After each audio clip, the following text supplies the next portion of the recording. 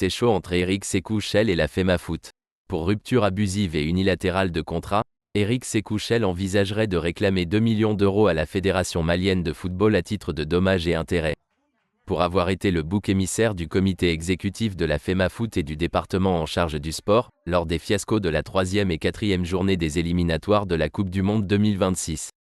Qui a entraîné la rupture unilatérale de son contrat, l'ex-sélectionneur national des Aigles, Eric Sékou Chel aurait l'intention de réclamer 1,309 milliard de francs CFA, 2 millions d'euros, à la FEMAFOOT.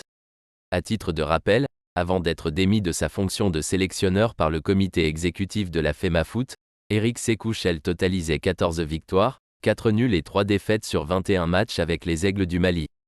Encore plus grave, Eric Chel aurait appris la décision concernant son licenciement à travers les réseaux sociaux suite à des appels téléphoniques de ses proches. Une source proche d'Eric Sékou Chel révèle que l'ex-sélectionneur consacrait la majeure partie de son temps à gérer des problèmes et des erreurs administratives de la FEMAFOOT.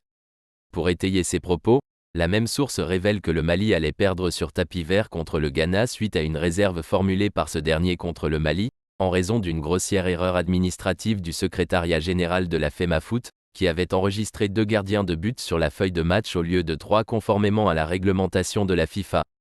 La même source affirme également que le sélectionneur Chel avait préalablement soulevé le même problème au secrétaire général de la FEMAFOOT, des heures avant le coup d'envoi du match, et que ce dernier par méconnaissance des textes avait affirmé le maintien que de 2 gardiens de but sur la feuille de match. Et que c'est seulement après la réserve de l'équipe ghanéenne à une quinzaine de minutes avant le début du match, qu'Eric Chel,